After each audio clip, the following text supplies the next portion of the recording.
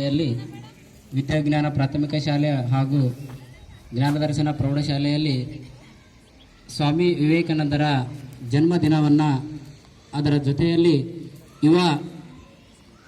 ಯುವಕರ ದಿನಾಚರಣೆ ಅಂಥೇಳಿ ಭಾರತ ಸರ್ಕಾರ ಯುವಕರ ದಿನಾಚರಣೆ ಅಂತ ಹೇಳಿದರೆ ಅದು ಜನವರಿ 12ರಂದು ಆಚರಣೆ ಮಾಡಬೇಕು ಅಂಥೇಳಿ ಒಂದು ಅಂಗೀಕಾರವನ್ನು ಮಾಡಲಾಗಿತ್ತು, ಜಾರಿಗೆಯನ್ನು ತರಲಾಗಿತ್ತು. ಅದರ ಅನ್ವಯವಾಗಿ ನಾವು ಇವತ್ತು ನಮ್ಮ ಒಂದು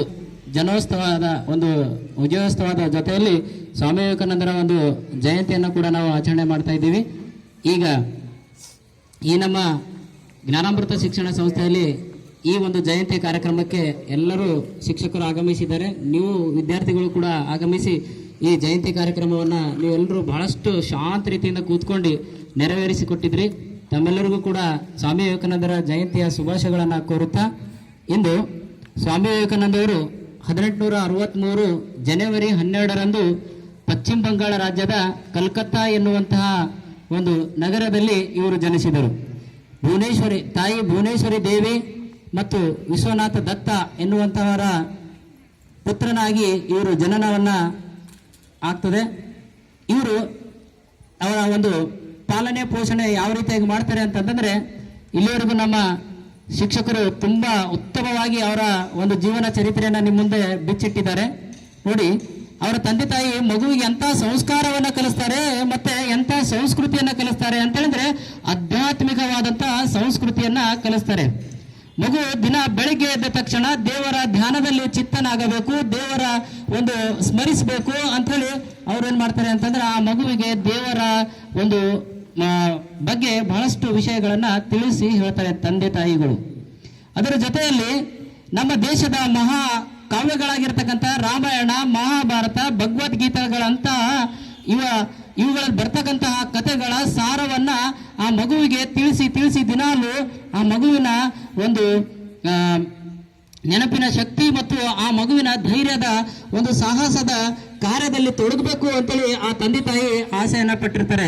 ಈಗಾಗಲೇ ನಮ್ಮ ಶಿಕ್ಷಕರು ಹೇಳಿದಂತೆ, ಮಾದೇವ್ ಸರ್ ಹೇಳಿದ್ರಂತೆ, ಏನಪ್ಪಾ ಅಂದ್ರೆ ತಾಯಿದೊಂದು ಆಸೆ ಆಗಿರ್ತದೆ, ತಂದೆದೊಂದು ಆಸೆ ಆಗಿರ್ತದೆ, ನಿಮ್ಮೆಲ್ಲರ ತಂದೆಯದೊಂದು ಆಸೆ ಆಗಿರ್ತದೆ, ನಿಮ್ಮ ತಾಯಿ ಒಂದು ಆಗ್ಬೇಕು ಅಂತೇಳಿ ಆಸೆ ಆಗಿರ್ತದೆ. ಏನಂತ ನಿಮ್ಮ ತಂದೆ ಅಂತಾರೆ, ನಿಮಗೆ ನನ್ನ ಮಗ ಡಾಕ್ಟರ್ ಆದ್ರೆ ನನಗೆ ತುಂಬಾ ಉತ್ತಮ ಅಂತೇಳಿ, ನಿಮ್ಮ ಅಮ್ಮ ನನ್ನ ಮಗ ಇಂಜಿನಿಯರ್ ಆದ್ರೆ ನನಗೆ ತುಂಬಾ ಉತ್ತಮ, ನನ್ನ ಮಗನಿಗೆ ನಾನು ಏನಾದ್ರೂ ಮಾಡಬೇಕು, ಇಂಜಿನಿಯರ್ ಮಾಡಬೇಕು ಅಂತೇಳಿ.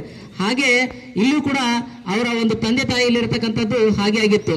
ನನ್ನ ಮಗ ಈ ದೇಶವನ್ನು ನಡೆಸುವಂತಹ ದೊಡ್ಡ ಕೃಷ್ಣನ ತರ ಸಾರಥಿ ಆಗಬೇಕು ಅಂತೇಳಿ ಒಬ್ರು ಇಷ್ಟಪಟ್ಟಿದ್ರೆ, ಇನ್ನೊಬ್ಬರು ನನ್ನ ಮಗ ದೊಡ್ಡ ವಿದ್ವಾಂಸನಾಗಬೇಕು ಅಂತೇಳಿ, ತತ್ವಜ್ಞಾನಿ ಆಗಬೇಕು, ನನ್ನಂತೆ ಲಾಯರ್ ಆಗಬೇಕು ಅಂತೇಳಿ ಇನ್ನೊಬ್ಬರು ಅವರ ತಂದೆ ತಾಯಿ ಈ ರೀತಿಯಾಗಿ ಇಷ್ಟಪಟ್ಟಿದ್ರು. ಆದರೆ ಅವ್ರ ಇಬ್ಬರ ಒಂದು ಆಸೆಯನ್ನ ಮೀರಿ ಈ ಜಗತ್ತನ್ನ ಮೆಟ್ಟು ನಿಲ್ಲುವಂತಹ, ಈ ಜಗತ್ತನ್ನ ಒಂದು ವಿಸ್ಮಯಕಾರ್ಯವಾದಂತಹ ಕಾರ್ಯವನ್ನ ಮಾಡಿರ್ತಕ್ಕಂತಹ ಈ ಸ್ವಾಮಿ ವಿವೇಕಾನಂದ ಎಂತಹ ಒಂದು ಕೆಲಸ ಮಾಡ್ತಾರೆ ಅಂದ್ರೆ, ಈ ಜಗತ್ತಿನ ಅಥವಾ ಭಾರತದ ಮೊಟ್ಟ ಮೊದಲ PhD ಪಡೆದಿರ್ತಕ್ಕಂಥ ಚಿಕ್ಕ ವಯಸ್ಸಿನ ಹುಡುಗ 25 ವರ್ಷದಲ್ಲೇ PhD ಪಡೆದು ಭಾರತದ ಮೊಟ್ಟ ಮೊದಲ PhD ಪಡೆದ ಕಿರಿಯ ವಯಸ್ಸಿನ ಯುವಕ ಎಂದು ಹೆಗ್ಗಳಿಕೆಗೆ ಪಾತ್ರನಾಗಿರ್ತಾನ್ರಿ. ಸ್ವಾಮಿ ವಿವೇಕಾನಂದ ಹೆಂಗ್ ಓದ್ತಿದ್ರು ಅಂತಂದ್ರೆ, ಅವ್ರ ಶಾಲೆಯಲ್ಲಿ ಶಿಕ್ಷಕರು ಯಾವ ರೀತಿಯಾಗಿ ಓದ್ತಿದ್ರು ಅಂದ್ರೆ, ಶಿಕ್ಷಕರನ್ನ ಮೀರಿಸುವ ರೀತಿಯಲ್ಲಿ ಓದ್ತಿದ್ರು. ಹೆಂಗಂದ್ರ ಈಗಿನ ಡಿಜಿಟಲ್ ಇಂಡಿಯಾದಲ್ಲಿ ನಾವು ಒಂದೊಂದು ಪೇಪರ್ ಜೆರಾಕ್ಸ್ ಅಥವಾ ಪ್ರಿಂಟಿಂಗ್ ಅಥವಾ ಸ್ಕ್ಯಾನಿಂಗ್ ಮಾಡಿದ್ರೆ ಯಾವ ರೀತಿಯಾಗಿ ನೀಟಾಗಿ ಬರ್ತಾವ ನೋಡ್ರಿ, line to line, pin to pin, point to point, question mark, ಏನೇನೋ ಎಲ್ಲೋ ಒಂದು ಚುಕ್ಕಿ ಒಂದು ಮಚ್ಚರ್ನು ಬಿಡಲಾರ್ದಂಗ್ ಬರ್ತದ್ರಿ ಪ್ರಿಂಟ್ ಹೊಡೆದಾಗ್ರಿ. ಹಂಗ ಓದ್ತಿದ್ನ್ರಿ ಅವ, ಯಾರು ಸ್ವಾಮಿ ವಿವೇಕಾನಂದರಿ. ಹೆಂಗ್ ಓದ್ತಿದ್ನು ಅಂತಂದ್ರ ಒಂದೊಂದು ಲೈನು, ಒಂದೊಂದು ಅಕ್ಷರ, ಒಂದೊಂದು ಪದವು, ಒಂದೊಂದು ಸೆಂಟೆನ್ಸ್ ಅನ್ನ ಬಿಡಲಾರದಂಗ ಓದ್ತಿದ್ನು. ಯಾವ ಲೈನ್ದಾಗ ಯಾವ ಪಾಯಿಂಟ್ ಎಲ್ಲದ ಅನ್ನೋದು ಅವನು ಹೇಳ್ತಿದ್ನು. ಅಷ್ಟು ಅವನ ಕಣ್ಣಾಗ ಸ್ಕ್ಯಾನಿಂಗ್ ಇತ್ರಿ, ಅಷ್ಟು ಚೆನ್ನಾಗಿ ಓದ್ತಿದ್ನು. ಹಿಂಗೆ ಒಂದಿನ ಏನಾಗಿತ್ತಪ್ಪ ಅಂದ್ರ, ಅವನು ಓದುತ್ತಿರುವಾಗ ಅವನ ಶಾಲೆಯಲ್ಲಿ ಏನಿತ್ತಪ್ಪ ಅಂದ್ರೆ ಒಂದು ಸಣ್ಣದ ಲೈಬ್ರರಿ ಇತ್ರಿ. ಆ ಲೈಬ್ರರಿ, ಆ ಗ್ರಂಥಾಲಯದಲ್ಲಿ ದಿನಾ ಒಂದೊಂದು ಪುಸ್ತಕ ಓದ್ತಿದ್ರಿ. ಆ ಚಿಕ್ಕ ಬಾಲಕ ನರೇಂದ್ರ ಅಂತೇಳಿ ಅವನ ಬಾಲ್ಯದ ಹೆಸರು. ದಿನ ಒಂದೊಂದು ಪುಸ್ತಕ ಓದ್ತಾ ಇದ್ದಾಗ ಆ ಗ್ರಂಥಾಲಯದ ಪಾಲಕ ದಿಗ್ಭ್ರಮೆಗೊಂಡನು. ಈ ಹುಡುಗ ಏನ್ ತಮಾಷೆ ಮಾಡತ್ತದ, ದಿನ ಒಂದೊಂದು ಪುಸ್ತಕ ಹೋಗ್ಲತ್ತದ, ಏನ್ ಚಿತ್ರ ನೋಡೋ ಹೊಂಟದ ಅಥವಾ ಏನ್ ಮಾಡತ್ತದ, ಸುಮ್ಮನೆ ಹೋಗ್ಲತ್ತದ, ಯಾರಿಗಾರ ತೋರ್ಸ್ಲಕ್ಕ ಒಯ್ದಂಗ ಹೋಗ್ಲತ್ತಾನ, ತಗೊಂಡ್ ಬರ್ಲತ್ತಾನ, ಒಯ್ಲತ್ತಾನ, ತಗೊಂಡ್ ಬರ್ಲತ್ತಾನ ಅಂತೇಳಿ ಆ ಲೈಬ್ರರಿ ಮಾಸ್ಟರ್ ಏನ್ ಮಾಡ್ತಾನ ಅಂದ್ರೆ ಅವನನ್ನ ಪರೀಕ್ಷೆ ಮಾಡ್ಬೇಕಂತೇಳಿ ಪುಸ್ತಕ ತಾಯಿ ಕಡೆ ನೋಡಣ್ಣ ಎಷ್ಟು ಓದಿದಿ ಗೊತ್ತಾ ಅಂತೇಳಿ ಪ್ರಶ್ನೆ ಕೇಳಕ್ ಸ್ಟಾರ್ಟ್ ಮಾಡ್ತಾನ್ರಿ. ಅವಾಗ ಅವ ಪ್ರಶ್ನೆ ಕೇಳಿದ್ ಎಲ್ಲವೂ ಉತ್ತರ ಹೇಳ್ತಾನ್ರಿ. ಅವರು ಒಂದು ದಿನ ಇಷ್ಟು ದೊಡ್ಡ ಪುಸ್ತಕ ಹೆಂಗ್ ಓದಿಯ ನೀನು ಅಂತೇಳಿ ಪರೀಕ್ಷೆನ ಹಾಕ್ಬಿಡ್ತಾನ್ರಿ. ಹೌದಾ, ಯಾವ ಲೈನ್ನಾಗ ಯಾವ ಸೆಂಟೆನ್ಸ್ ಅದ ಅಂತೇಳಿ ಹೇಳು ಅಂತೇಳಿ ಆ ಒಂದು ಪ್ರಶ್ನೆಯನ್ನ ಕೇಳಿರ್ತಾನ್ರಿ. ಈ ಪುಟದಲ್ಲಿ ಪೇಜ್ ನಂಬರ್ನಾಗ ಈ ಸೆಂಟೆನ್ಸ್ ಈ ರೀತಿಯಾಗಿದೆ, ಅಲ್ಲಿ ಫುಲ್ ಸ್ಟಾಪ್ ಇದೆ, ಅಲ್ಲಿ ಕಾಮ ಇದೆ ಅಂತೇಳಿ ಈ ರೀತಿಯಾಗಿ ಸ್ಕ್ಯಾನ್ ಮಾಡಿ ಓದಿ ಆ ಲೈಬ್ರರಿ ಮಾಸ್ಟರ್ಗೆ ಹಂಗೆ ಹೇಳ್ತಿದ್ದೀನ್ರಿ. ಅಂದ್ರೆ ಅವನಲ್ಲಿ ಎಷ್ಟು ಮೆಮೊರಿ ಪವರ್ ಇರ್ಬೋದು ನಾವು ನೋಡ್ಕೊಳ್ಬೇಕ್ರಿ, ಎಷ್ಟು ಮೆಮೊರಿ ಪವರ್ ಇತ್ತು ಅಂತೇಳಿ. ಹಂಗ ಓದ್ಬೇಕ್ರಿ ನಾವು, ಏಕಾಗ್ರತೆಯಿಂದ ಓದ್ರೆ, ಮನಸ್ಸಿಟ್ಟು ಓದ್ರೆ. ಅದಕ್ಕೆ ಮನಸ್ಸೇ ಏನಂತಾರ ಅಂದ್ರೆ ಮನಸ್ಸಿದ್ರೆ ಮಾರ್ಗ ಅಂತೇಳಿ ಕರಿತಾರೆ. Where there is a will there is a way ಅಂತೇಳಿ ಕರಿತೇವ್ರಿ. ಮನಸ್ಸಿದ್ದಲ್ಲಿ ಮಾರ್ಗ ಅಂತೇಳಿ. ಅವನಿಗೆ ಮನಸ್ಸಿಟ್ಟು ಓದ್ತಿದ್ದೀನ್ರಿ. ಅವ ಯಾವತ್ತೂ ಕೂಡ ಅವ ಕಷ್ಟಪಟ್ಟು ಓದಲಿಲ್ಲ, ಮನಸ್ಸಿಟ್ಟು ಓದಿದ್ನು. ಅದಕ್ಕಾಗಿ ಅಷ್ಟು ಏನಿದ್ನು ಅಂತಂದ್ರೆ ಅವನ ಒಂದು ನೆನಪಿನ ಶಕ್ತಿ ಅಷ್ಟು ಬೆಳೆಯುತ್ರಿ. ಆ ನೆನಪಿನ ಶಕ್ತಿ ಬೆಳೆದಾಗ ಅವರು ಶಿಕ್ಷಕರು ಅವನಿಗೆ ಏನಂತಿದಾರ, ನರೇಂದ್ರ ಎನ್ನುವಂತ ಹೆಸರಿದ್ದು, ಅದಕ್ಕೆ ಅವನ ಆಲೋಚನಾ ಶಕ್ತಿ, ಅವನ ಒಂದು ಚಿಂತನಾ ಶಕ್ತಿಯನ್ನ ನೋಡಿ, ಅವನ ವಿಚಾರವನ್ನ ದೂರದೃಷ್ಟಿಯನ್ನ ನೋಡಿ ಅವನನ್ನ ಏನಂತ ಕರೆದ್ರು ಅಂದ್ರೆ ವಿವೇಕ ಅಂತ ಕರೆದ್ರು. ವಿವೇಕ ಅಂದ್ರೆ ಅದರ ಅರ್ಥ ಆಲೋಚನೆ ಇಡುವನು ಅಂತ ಹೇಳಿ, ಜ್ಞಾನಿ ಅಂತ ಹೇಳ್ರಿ. ಅದಕ್ಕಾಗಿ ವಿವೇಕಾನಂದ ಅಂತೇಳಿ ಅವ್ರಿಗೆ ಹೆಸರನ್ನ ಬಿತ್ತು. ಹೀಗೆ ಬಿದ್ದಿರುವಂತಹ ಹೆಸರಿನಿಂದ ಇವತ್ತ ನಮಗೆಲ್ಲ ಸ್ವಾಮಿ ವಿವೇಕಾನಂದ ಆದರ್ಶ ಪ್ರಿಯರಾಗಿದ್ದಾರೆ ಪ್ರತಿಯೊಬ್ಬರಿಗೂ. ಅದಕ್ಕೆ ಹೇಳ್ತಾರೆ, ಕೆಲವೊಬ್ಬರಿಗೆ ಯುವಕರಿಗೆ ಒಂದು ಮಾತು ಹೇಳ್ತಾರೆ, ಏನಂತ ಅಂದ್ರೆ ಭಾರತದ ಪ್ರತಿಯೊಬ್ಬ ಯುವಕರಿಗೆ ಒಂದು ಎಬ್ಬಿಸುವಂತ ವಿಚಾರ ಹೇಳ್ತಾರೆ. ಏನಂತ, ಏಳಿ ಎದ್ದೇಳಿ ನಿಮ್ಮ ಗುರಿ ಮುಟ್ಟುವವರೆಗೂ ನೀವು ನಿಲ್ಲದಿರಿ ಅಂತ. ಈ ಒಂದು ಅದ್ಭುತವಾದಂತಹ ವಾಕ್ಯ ಎಷ್ಟು ಸುಂದರವಾಗಿದೆ ನೋಡಿ. ಏಳಿ ಎದ್ದೇಳಿ ಅಂದ್ರೆ ನೀವು ಪಟಪಟ ಹೇಳ್ತೀರೇನ? ಕೆಲವೊಬ್ರು ಮತ್ತೆ ಕೈ ಜಾಡಿಸಿ ಹೇಳಕ್ ಚಾಲು ಮಾಡಿದ್ರು ನೋಡಿ. ಏಳು ಎದ್ದೇಳಿ ನಿಮ್ಮ ಗುರಿ ಮುಟ್ಟುವಲ್ಲಿಗೂ ನಿಲ್ಲದಿರಿ ಅಂದ್ರೆ ಅದರ ಅರ್ಥ ನಾವು ನಮ್ಮ ಗುರಿಯನ್ನ ಹಿಡಿದಿದ್ದನ್ನ ಮುಟ್ಟಬೇಕು. ಅಲ್ಲಿವರೆಗೂ ನಾವೇನ್ ಮಾಡ್ಬೇಕು ಅಂದ್ರೆ ನಾವು ಪ್ರಯತ್ನ ಮಾಡ್ತಾ ನಮ್ಮ ಗುರಿಯ ಶಿಖರವನ್ನ ನಾವು ಮುಟ್ಟಬೇಕು ಅಂತೇಳಿ. ಮುಟ್ಟಿದಾಗ ಅವಾಗ ಏನಾಗ್ತದೆ ಅಂದ್ರೆ, ಈಗ ನೋಡ್ರಿ, ಮೌಂಟ್ ಎವರೆಸ್ಟ್ ಅನ್ನ ಏರಿದಾಗ ನಾವು ಮೌಂಟ್ ಎವರೆಸ್ಟ್ ನ ಶಿಖರದ ಎತ್ತರದಲ್ಲಿ ನಾವು ನಿಂತಾಗ ಇಡೀ ಜಗತ್ತು ನಮ್ಮ ಕಾಲ ಕೆಳಗೆ ಇರ್ತದ ಅನ್ನುವಂತ ಮಾತನ್ನ ನಮಗ್ ಕೂಡ ನೆನಪಾಗ್ತದ್ರಿ. ಹಂಗ ಸ್ವಾಮಿ ವಿವೇಕಾನಂದರು ಹೇಳುವಂತ ಮಾತುಗಳು. ಇನ್ನೊಂದು ಮಾತು ಹೇಳ್ತಾರೆ, ಸ್ವಾಮಿ ವಿವೇಕಾನಂದರು ಸ್ವತಃ ಭಗವದ್ಗೀತೆ, ರಾಮಾಯಣ, ಮಹಾಭಾರತ ಇಂಥ ಗ್ರಂಥಗಳನ್ನ ಓದಿ, ಆದ್ರೂ ಕೂಡ ಅವ್ರ ಹತ್ರ ಅನೇಕ ಶಿಷ್ಯರು ಬರ್ತಾರೆ. ಏನಂತ ಅಂದ್ರೆ, ನೀವು ಇಂಥ ಜ್ಞಾನಿಗಳಿದ್ರಿ, ಆಧ್ಯಾತ್ಮಿಕವಾಗಿ ಇಷ್ಟು ಪಾಂಡಿತ್ಯವನ್ನ ಪಡೆದಿದ್ರಿ, ನಮಗೂ ಒಂದೊಡೆ ನೀವು ಭಗವದ್ಗೀತೆಯ ಸಾರವನ್ನ ತಿಳಿಸ್ರಿ ಅಂತ ಇದು ಕೇಳ್ಕೊಂಡು ಬರ್ತಾರೆ. ಬಂದಾಗ ಒಂದು ಮಾತು ಹೇಳ್ತಾರೆ ಅವರು, ಏನಂತ ಅಂತಂದ್ರೆ, ಮೊಟ್ಟ ಮೊದಲು ನೀನು ಭಗವದ್ಗೀತೆಯನ್ನ ಓದ್ಬೇಕಾದ್ರೆ ಒಂದು ದಿನ ಫುಟ್ಬಾಲ್ ಆಡು ಬಾ, ನಿನಗೆ ಆಮೇಲೆ ಭಗವದ್ಗೀತೆಯನ್ನ ನಾನು ತಿಳಿಸ್ತೀನಿ ಅಂತ ಹೇಳ್ತಾನೆ. ಯಾಕೆ ಹಂಗೆ ಹೇಳಿದನು ಅಂತಂದ್ರೆ, ಸ್ವಾಮಿ ವಿವೇಕಾನಂದರು ಎಂದಾದರೂ ಫುಟ್ಬಾಲ್ ಆಡಿಲ್ಲ, ಆದ್ರೂ ಅದ್ರ ಬಗ್ಗೆ ಅವ್ರಿಗೆ ಗೊತ್ತಿತ್ತು.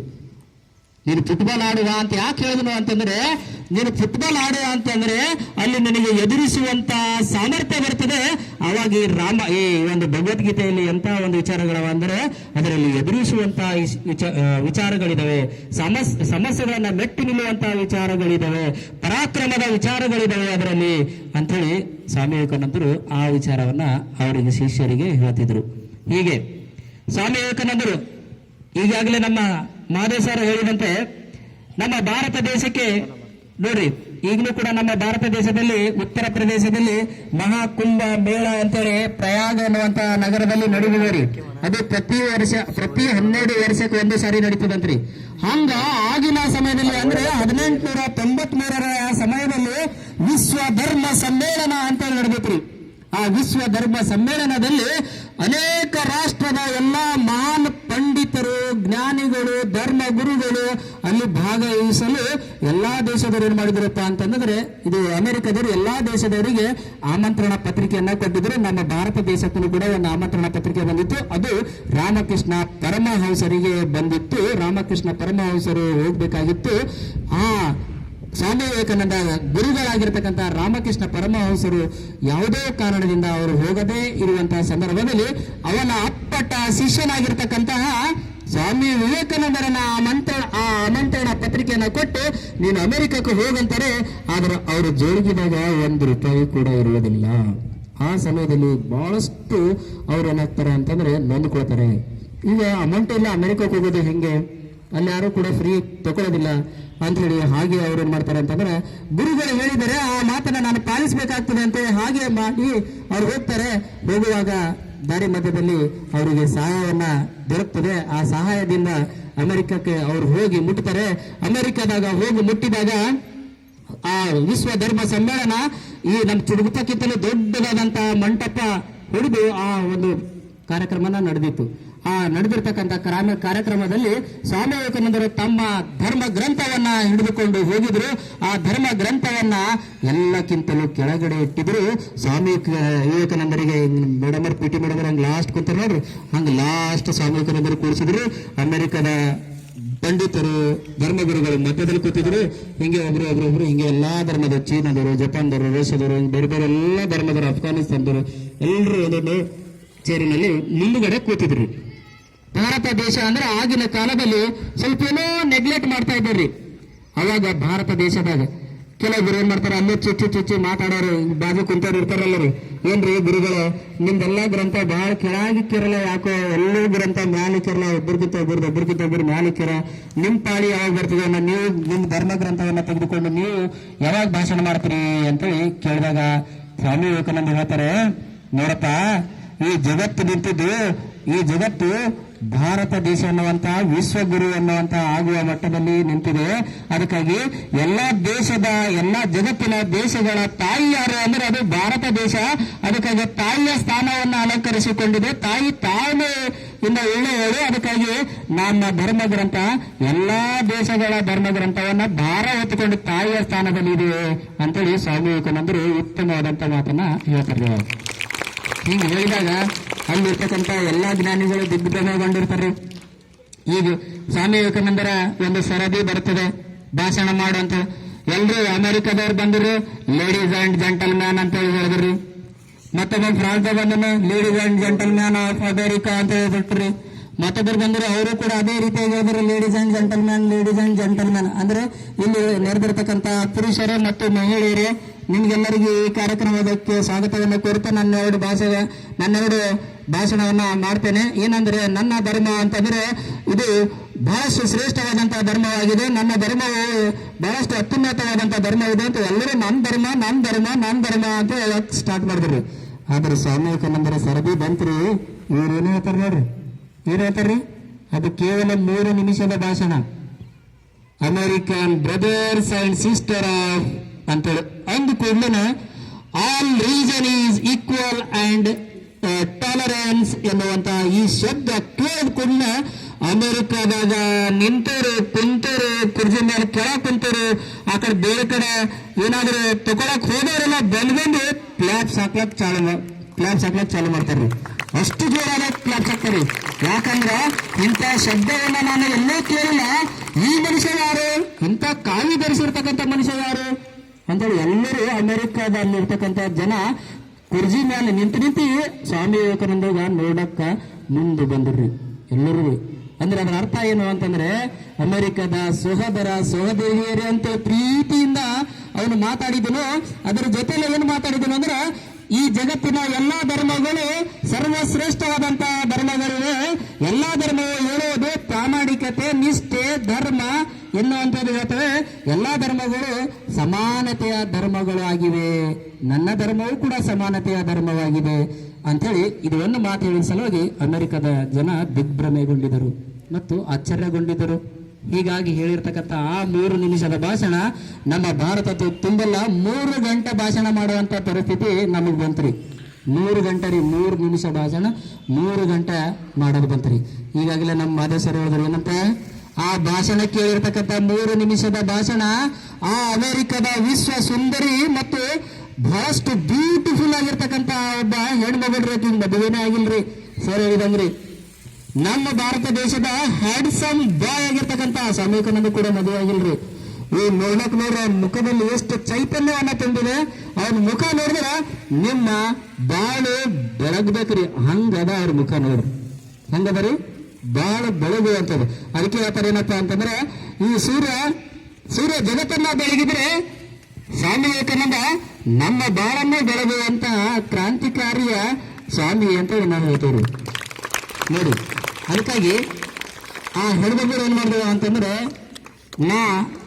ನಿಮ್ಮನ್ನ ಆಕೆ ಇಂಟ್ರ್ಯೂ ಮಾಡ್ಲಕ್ ಬಂದಿರ್ತಾಳೆ. ಇಂಟ್ರ್ಯೂ ಮಾಡಿ ಎಷ್ಟು ಚೆನ್ನಾಗಿ ನೀವು ಭಾಷಣ ಮಾಡ್ತೀರಿ, ನೀವು ಎಷ್ಟು ಸುಂದರವಾಗಿದ್ದೀರಿ ಅಂತ ಹೇಳಿ ಎಲ್ಲ ವರ್ಣನೆ ನಾವು ಮಾಡಿ, ಈಗ ಮತ್ತೆ ಮಾದೇವ್ ಸರ್ ಹೇಳಿದ್ದೆ ಮತ್ತೆ ಹೇಳ್ಬೇಕಾಗ್ಲತ್ತದ, ನಾನ್ ನಿಮ್ಮನ್ನ ಮದುವೆ ಆಗ್ಬೇಕು ಅಂತೇಳಿ ಇಷ್ಟಪಟ್ಟಿದ್ದೀನ್ರಿ. ಯಾಕ ಅಂತ ಅವ್ರು ಕೇಳ್ತಾರೆ ಅಂದ್ರೆ, ನಾನು ನಿಮ್ಮಂತ ಸುಂದರವಾದಂತ ಮಗುವನ್ನ ಜನ್ಮ ನೀಡಿ ಅಮೆರಿಕಕ್ಕೆ ಬೆಳಕನ್ನ ನೀಡಬೇಕು ಅಂತೇಳಿ ನನ್ನದೊಂದು ಆಸೆ ಇದೆ ಸ್ವಾಮಿಗಳೇ, ನೀವು ಮದುವೆ ಆಗ್ತೀರಾ ಅಂತೇಳಿ ಕೇಳಿದಾಗ ಯಾರೋ ಅಲ್ಲಂತಾರೆ ಅಂತ ಸುಂದರ ಹುಡುಗಿ ಮದುವೆ ಐತೆ ಅಂದ್ರೆ ಎಲ್ಲರೂ ಅಂತಾರೆ, ಹೌದಿಲ್ರಿ? ಅವ ಹಂಗ ಅನ್ನಿಲ್ರಿ, ಒಂದು ನಿಮಿಷ ಚಿಂತನೆಯನ್ನ ಮಾಡಿದನು, ಏನ್ ಹೇಳ್ಬೇಕು ಈ ಹುಡುಗಿಗೆ ಅಂತ ಹೇಳ್ರಿ. ಯಾಕ ಏನಾರು ಏರುಪೇರು ಆಯ್ತದೇನ ಅಂತೇಳಿ ಒಂದು ನಿಮಿಷ ಚಿಂತನೆ ಮಾಡಿ ಹೇಳ್ತಾನ್ರಿ, ನೋಡಮ್ಮ ನೀ ನನ್ನನ್ನು ಮದುವೆ ಆಗ್ಬೇಕು, ಮದುವೆ ಆಗಿ 1 ವರ್ಷ ಕಳಿಬೇಕು. 1 ವರ್ಷ ಆದ ನಂತರ 9 ತಿಂಗಳು ನೀ ಏನ್ ಮಾಡ್ಬೇಕು ಅಂದ್ರೆ ಕಾಯ್ಬೇಕಾಗ್ತದ. 9 ತಿಂಗಳು ನಿನ್ನ ಹೊಟ್ಟೆಯಲ್ಲಿ ಮಗು ನೀನು ಕಾಯ್ಬೇಕಾಗ್ತದೆ. 9 ತಿಂಗಳು ಮತ್ತು 1 ವರ್ಷ ಅಂದ್ರೆ 2 ವರ್ಷ ಕಾಯ್ಬೇಕಾಗ್ತದೆ. ಅದಕ್ಕಾಗಿ ಇವತ್ತು ಏನ್ ಮಾಡ್ಕೋ ಅಂತಂದ್ರೆ, ನಾನು ನಿನ್ನ ಮಗನೆಂದು ತಿಳಿದು ಈ ಲೋಕವನ್ನ ನೀನು ನಡೆಸು ಅಂತೇಳಿ, ನನ್ನ ಶಿಷ್ಯ ಆಗು ಅಂತೇಳಿ ಅವಾಗ ಸ್ವಾಮಿ ವಿವೇಕಾನಂದ ಏನ್ ಮಾಡಿದ್ರು ಅಂತಂದ್ರೆ, ನನ್ನನ್ನೇ ನಿನ್ನ ಮಗ ಒಂದು ತಿಳಿದುಕೊಂಡು ನೀನು ಉಡುವಲ್ಲಿ ಹಾಕು ಅಂತೇಳಿ ಸ್ವಾಮಿ ವಿವೇಕಾನಂದ ಇಂಥವಾದಂತಹ ಒಂದು ಮಾತನ್ನ ಹೇಳಿದ್ರು. ಹೇಳಿ ಅಮೆರಿಕದ ಜನರನ್ನು ಕೂಡ ದಿಗ್ಭ್ರಮೆಯನ್ನಗೊಳಿಸಿದ್ರು. ಮತ್ತೆ ನೋಡಿ ಎಂತೆಂಥ ವಿಚಾರಗಳು ಅವರು ತಲೆಯಲ್ಲಿ ದೊರೆತಿದ್ದೇವೆ ಅಂತಂದ್ರೆ ನೋಡಿದ್ರೆ ನಮಗೆ ಗೊತ್ತಾಗ್ತದೆ. ಹಿಂಗೆಲ್ಲ ಮಾತಾಡ್ತಿದ್ರು ಅವರು ಸ್ವಾಮಿ ವಿವೇಕಾನಂದರು. ಮತ್ತೆ ಇನ್ನೊಂದೇನು ವಿಚಾರ ಅಂತಂದ್ರೆ, ರಾಮಕೃಷ್ಣ ಪರಮಹಂಸರಿಗೆ ಹಠ ಬಿಟ್ಟು ಒಂದು ವಿಚಾರವನ್ನ ಅವರಿಗೆ ಯಾವಾಗಲೂ ಕಾಣಿಸ್ತಿದ್ರು. ಏನಂತ ಅಂತ ಹೇಳಿದ್ರೆ, ನನಗೆ ದೇವರನ್ನ ನೀವು ತೋರಿಸಲೇಬೇಕು ಅಂತ ಕಾಡ್ತಾ ಇದ್ರು. ರಾಮಕೃಷ್ಣ ಪರಮಹಂಸರಿಗೆ ಗುರುಗಳೇ, ನನಗೆ ನೀವು ದೇವರನ್ನ ತೋರಿಸೇ ಬಿಡ್ಬೇಕು ನೀವು ಅಂತೇಳಿ ದಿನನಿತ್ಯ ಅವರ ಒಂದು ರಾಮಕೃಷ್ಣ ಮಿಷನ್ಗೆ ಹೋಗಿ ದಿನನಿತ್ಯ ದೇವರನ್ನ ನಾವು ಕಾಣಿಸ್ರಿ, ದೇವರು ಎಲ್ಲಿದ್ದಾನೆ, ಹೆಂಗಿದ್ದಾನೆ, ಹೆಂಗ್ ಸಿಗ್ತಾನೆ, ಏನ್ ಮಾಡಿದ್ರೆ ಸಿಗ್ತಾನೆ ಅಂತೇಳಿ ದಿನಾ ಕೇಳ್ತಾ ಹೋದ್ರೆ ಲಾಸ್ಟಿಗೆ ಒಂದು ದಿನ ಅವ್ರಿಗೆ ದೇವ್ರು ತೋರಿಸ್ಬಿಟ್ರು. ನಮ್ಮ ಭಾರತ ದೇಶದ ದೇವರ ಕಂಡಿರ್ತಕ್ಕಂಥ ಏಕೈಕ ವ್ಯಕ್ತಿ ಯಾರಾದರೂ ಇದ್ರೆ ಅದು ಸ್ವಾಮಿ ವಿವೇಕಾನಂದ ಮಾತ್ರ ಅಂತೇಳಿ ನಾವು ಹೇಳ್ತೀವ್ರಿ. ಏಕೈಕ ವ್ಯಕ್ತಿ, ಇವ್ರಿಗೆ ಬಿಟ್ಟರೆ ಬೇರೆ ಯಾರು ಕೂಡ ದೇವರಿಗೆ ನೋಡಿಲ್ಲ ಇಲ್ಲಿವರೆಗೂ. ಅವರೊಬ್ಬರು ದೇವರಿಗೆ ನೋಡಿದಾರ, ಅವರು ಸ್ವಾಮಿ ಇದು ರಾಮಕೃಷ್ಣ ಪರಮಹಂಸರು ಅವ್ರಿಗೆ ತೋರಿಸಿದಾರೆ. ಹೆಂಗ್ ತೋರಿಸ್ಯಾರ ಆ ದೇವರಿಗೆ? ನೀವೆಲ್ಲರೂ ಒಂದ್ಸರಿ ಕಣ್ಣು ಮುಚ್ಕೊಂಡ್ರೆ ದಿನ ದೇವ್ರು ತೋರಿಸ್ತೀನಿ, ಮುಚ್ಕೊಂಡ್ರೆ ಬೇಗ ಪಟ್ ಅಂತ ಯಾರು ಮುಚ್ಕೊಂಡ್ರೆ ಅವ್ರಿಗೆ ದೇವ್ರು ಕಾಣಿಸ್ತಾರೆ. ಹಿಂಗೆ ಹೇಳಿದ್ರಿ ಸ್ವಾಮಿ ವಿವೇಕಾನಂದಗ. ಯಾರು ಅಂದ್ರೆ ರಾಮಕೃಷ್ಣ ಪರಮಹಂಸರು. ಕಣ್ಣು ಮುಚ್ಕೋ, ಧ್ಯಾನ ಚಿತ್ತವಾಗಿ ನಿನ್ನ ಮನಸ್ಸು ಎಲ್ಲಿವರೆಗೆ ನಿಲ್ಲುತ್ತದೆ ಅಲ್ಲಿ ನೀನು ಏನು ಮಾಡ್ಕೋ ಅಂದ್ರೆ, ನಿನಗೆ ಇಷ್ಟಪಟ್ಟಿರ್ತಕ್ಕಂಥ ದೇವರನ್ನ ನೀನು ನೆನಪಿಸಿಕೋ. ಅವಾಗ ನೀನು ಕಣ್ಣು ಮುಂದೆ ಸಾಕ್ಷಾತ್ವಾಗಿ ದೇವರನ್ನ ಪಡಿತು ನೀನು ಅಂತ ಹೇಳಿದಾಗ ಎಲ್ಲರೂ ಕಂಡ್ರಿ, ನಿಮಗೆ ದೇವರು ಸಿಕ್ಕನ್ರಿ. ಕಣ್ಣು ಬಿಟ್ಟು ನಾವನು ಕೂಡ ಸ್ವಾಮಿ ವಿವೇಕಾನಂದ ಅವ ನೆನಪಿಸ್ಕೊಂಡ್ರಿ. ಅವನಿಗೆ ಯಾರು ಇಷ್ಟ ಇದ್ರು ಅವ್ರಿಗೆ ನೆನಪಿಸ್ಕೊಂಡ್ರೆ ಅವಾಗ ಅವನ ಕಣ್ಮುಂದೆ ದೇವರು ಬಂದಿರ್ರಿ. ದೇವರು ಸಿಕ್ಕುನು ಅಂತೇಳಿ ಅವ ತಪಸ್ವಿಯಾಗಿ ತಪಸ್ಸು ಮಾಡ್ತಾ ಮಾಡ್ತಾ ಮಾಡ್ತಾ ತನ್ನ ಕಾಲವನ್ನ ಕಳೀತಾ ಈ ಭಾರತ ದೇಶಕ್ಕೆ ಬಹಳಷ್ಟು ಕೊಡುಗೆಯನ್ನ ಕೊಟ್ಟಿದ್ದನು. ತಪಸ್ ಮಾಡೋದ್ರಿಂದ ನಮಗೆಲ್ಲವನ್ನೂ ಸಿದ್ಧಿ ಆಗುತ್ತದೆ. ಅದಕ್ಕೆ ಈ ಏಷ್ಯಾದ ಬೆಳಕು ಆಗಿರ್ತಕ್ಕಂತಹ ಬುದ್ಧ ಅವನು ಕೂಡ ಜ್ಞಾನೋದಯ ಆಗಿತ್ತು ಅವನಿಗೂ ಕೂಡ ಅವಾಗಲೇ. ಅಂದ್ರೆ ತಪಸ್ಸು ಮಾಡೋದ್ರಿಂದ ನಮಗೆಲ್ಲ ಏನಾಗ್ತದೆ ಅಂತಂದ್ರೆ, ನಾವು ದೇವರನ್ನ ಒಲಿಸ್ತೀವಿ, ದೇವರನ್ನ ಕಾಣ್ತೀವಿ ಅಂತೇಳಿ ಸ್ವಾಮಿ ವಿವೇಕಾನಂದರು ಈ ರೀತಿಯಾಗಿ ಎಲ್ಲವನ್ನ ಸವಿಸ್ತರವಾಗಿ ತಮ್ಮ ಪುಸ್ತಕದಲ್ಲಿ ಬರೆದಿರ್ತಾರೆ. ಈಗ ಬಹಳಷ್ಟು ಸಮಯ ಆಗಿರ್ಬೋದನ, ನನಗೆ ಒಂದೆರಡು ಮಾತಾಡ್ಲಿಕ್ಕೆ ಅವಕಾಶ ಮಾಡಿಕೊಟ್ಟಿರತಕ್ಕಂಥ ನನ್ನೆಲ್ಲ ಶಿಕ್ಷಕರಿಗೂ ಮತ್ತು ನನ್ನೆಲ್ಲ ಮುದ್ದು ಮಕ್ಕಳಿಗೂ ಧನ್ಯವಾದ ತಿಳಿಸುತ್ತಾ ಈ ನನ್ನ ಪುಟ್ಟ ಭಾಷಣಕ್ಕೆ ಚಿಕ್ಕ ಚುಕ್ಕಿಯನ್ನು ಇಡುತ್ತಾ ಇಲ್ಲಿಗೆ ವಿರಾಮವನ್ನು ನೀಡುತ್ತೇನೆ. ಜೈ ಹಿಂದ್, ಜೈ ಸ್ವಾಮಿ ವಿವೇಕಾನಂದ.